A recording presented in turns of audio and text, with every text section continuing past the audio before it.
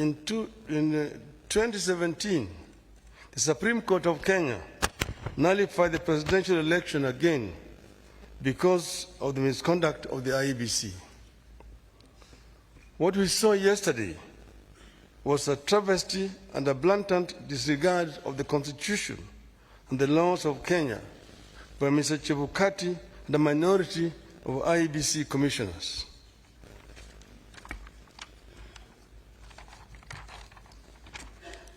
The law is clear on the role of the chairperson of the IEBC.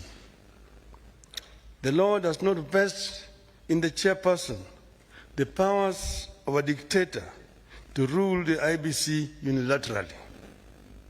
The IEBC is structured as a democratic institution in which decisions must be taken either by consensus or by a vote of the majority. The chairperson and a tiny minority of commissioners have no legal authority to take weighty decisions and proclaim them as the rulings of the IEBC. The law on the IEBC provides that unless a unanimous decision is reached, a decision on any matter before the Commission shall be by a majority of the members present and voting. I want to repeat. Unless a unanimous decision is reached, a decision on any matter before the Commission shall be by a majority of the members present and voting. In addition, the Court of Appeal in the Maina KICC case ruled, and I quote again, reiterate, as we conclude, that there is no doubt from the architecture of the laws we have considered that the people of Kenya did not intend to vest or concentrate such sweeping and boundless powers in one individual, that is the chairperson of the appellant.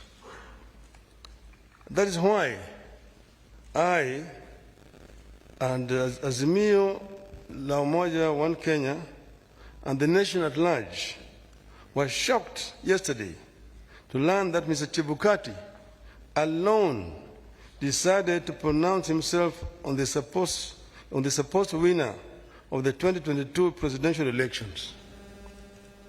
We understand that only Mr. Chebukati alone had access to the tally of the presidential vote. He denied all the commissioners access to that information until he suddenly appeared before the commissioners in the late afternoon to present them with a fait accompli.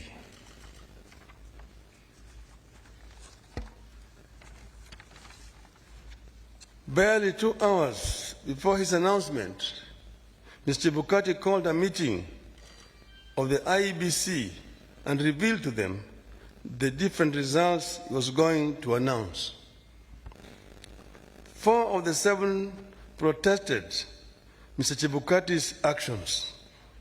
But Mr. Chebukati, whose mind appeared made up, did not entertain any discussion of the results, precipitating a walkout by a majority of the commissioners, who promptly denounced the results at a press conference. We know what happened next. A majority of the commissioners walked out and held a press conference where they denounced the results. Our view in Azimio is clear. The figures announced by Mr. Chebukati are null and void.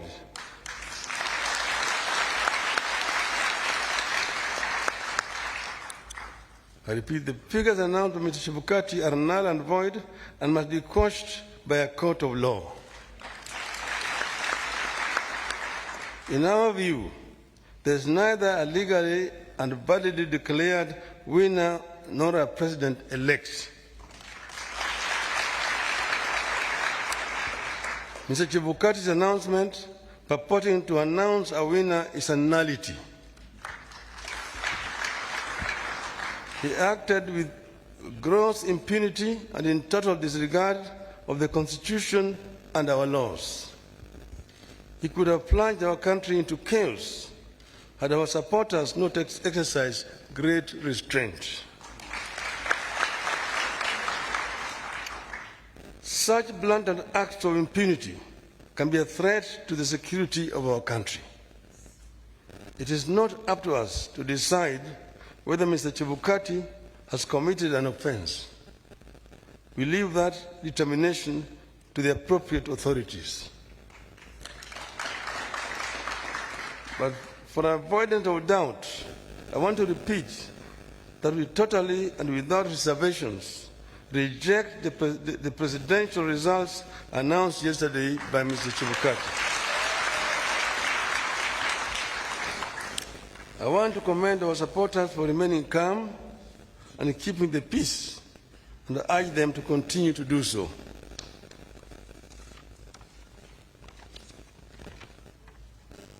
Let no one take the law into their own hands. We are pursuing constitutional and lawful channels and processes to invalidate Mr. Chebukati's illegal and unconstitutional pronouncement. We are certain that justice will prevail. I want to further commend the heroism of the 4 commissioners, the majority of the IEBC, who stood up to the bullying and the illegal conduct of Mr. Chebukati. We are proud of them and ask them not to fear anything. Kenyans are with them. Today, I do not want to fully address our strategies going forward, but suffice it to note that we will be pursuing all constitutional and legal options available to us. We will do so because we regard the many flaws in the elections and the wrongs committed by the IEBC as fatal to the process and the outcome announced by Mr. Chebukati.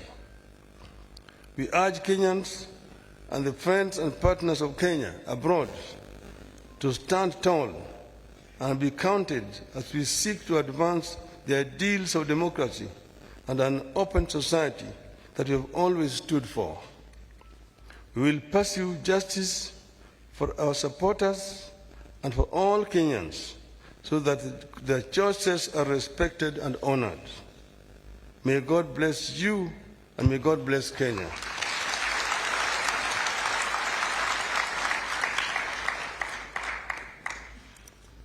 Nataka kuchukua tena fursa hii kutoa shukrani kwa Kenya wenzangu ambayo wameshiriki katika uchaguzi ambayo imepita. Wameonyesha ujasiri, wameonyesha uzalendo na upendo kwa nchi yao. Wakenya kila mahali walijitokeza wakapiga kura kwa njia ya amani. Sasa yale ambayo yalibaki ni tume ya uchaguzi kuhakikisha kwamba ile ndoto ya Wanakenya imeheshimiwa. Tumegundua hitilafu ambayo imefanyika katika IEBC ambayo imejaribu kutaka kukiuka yale ambayo Wakenya wenyewe walikuwa wamefanya. Tumeona yale ambayo imefanywa na yule mwenyekiti wa tume ya uchaguzi Bwana Wafula Chebukati kwa kujaribu kupindua ili uamuzi ya Wakenya. Anafanya hivyo bila kushauriana na wale wenzake ambaye wako pale pamoja naye katika tume ya uchaguzi. Sisi wana Kenya na wana Azimio tunapenda amani. Tunapenda umoja wa Kenya. Tunataka kuona kama Wakenya wameungana kama kitu kimoja. Ndio tunaongea juu ya Azimio la umoja. Tuko na nia ya kuona kwamba Kenya imetoka katika janga la ufukara, janga ya kutokuwa na amani, na janga ya ubaguzi ya kikabila, ili Wakenya waungane kama watu moja, waweze kutekeleza wajibu yao kulingana na ndoto ya uanzilishi wa taifa letu. Hatutakubali, nataka kurudia hai, hatutakubali mtu mmoja ajaribu kuleta vurugu katika taifa letu. kujaribu vile vile kubadilisha yale ambayo Wakenya wameamua kama watu moja. Wakenya hawatakubali, hatutakubali.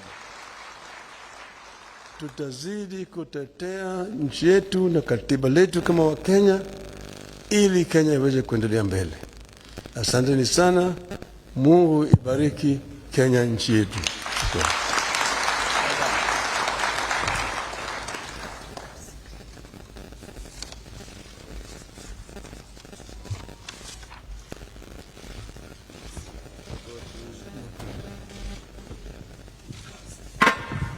Niombe sote tusalie tumeketi tunapomruhusu